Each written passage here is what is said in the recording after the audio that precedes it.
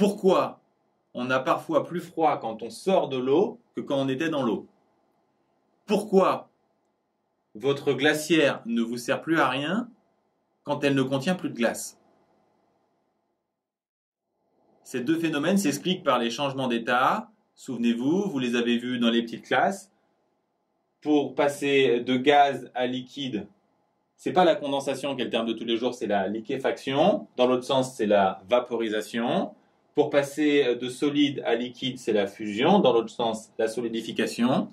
Et pour passer de solide à gaz, c'est la sublimation. Et de gaz à solide, la condensation. Comme le montre ce diagramme, on peut changer d'état soit en jouant sur la pression, soit en jouant sur la température. C'est d'ailleurs pour ça que vous croisez assez rarement des changements de solide à gaz puisqu'ils ont lieu à des pressions très basses. En lycée, en général, vous travaillez à la pression atmosphérique et vous changez d'état par changement de température. Vous passez de solide à liquide ou de liquide à gaz ou inversement, mais en jouant toujours sur la température. L'expérience qui va nous permettre de résoudre nos deux énigmes a été réalisée par Joseph Black. Il a observé l'évolution de la température d'un bloc de glace en le chauffant régulièrement. Alors, il s'est d'abord aperçu que la glace avait une température qui montait progressivement. Puis, une fois qu'il a eu un mélange aux glaces, il a constaté que sa température ne bougeait pas.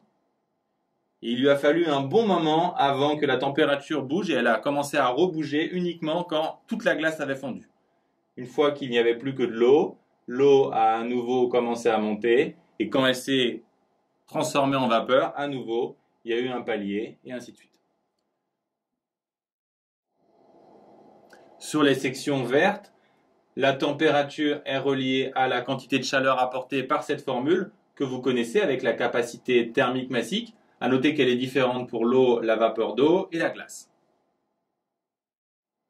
Pour les sections rouges, la température est constante. Cette fois-ci, on va avoir une formule qui relie la chaleur à la masse de corps qui change d'état. Elle s'appelle la chaleur latente, puisque sur ces paliers, la température est constante.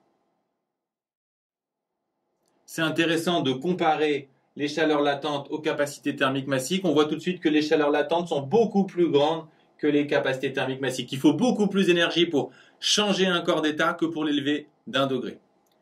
Si on pousse la comparaison plus loin, on va imaginer qu'on chauffe de l'eau de 0 à 100 degrés. Pour ça, il faut multiplier la capacité thermique massique par 100. On trouve 418 kJ. Si on les compare aux 2200 kJ qu'il faut pour faire fondre 1 kg de glace, on voit qu'il faut 5 fois plus d'énergie pour faire fondre 1 kg de glace que pour élever de l'eau de 100 degrés.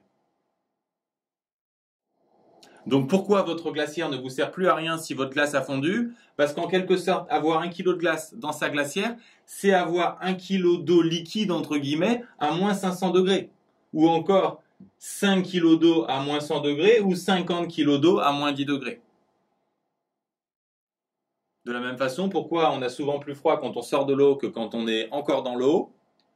Alors pour ça, il faut regarder la chaleur latente de vaporisation. D'accord, elle est 6 fois plus faible que la chaleur latente de fusion, mais malgré tout, c'est encore une grande quantité de chaleur. Et donc, quand vous avez des gouttelettes d'eau sur vous en sortant de l'eau, quand elles s'évaporent, elles vous volent beaucoup plus de chaleur que l'eau quand vous êtes immergé dedans.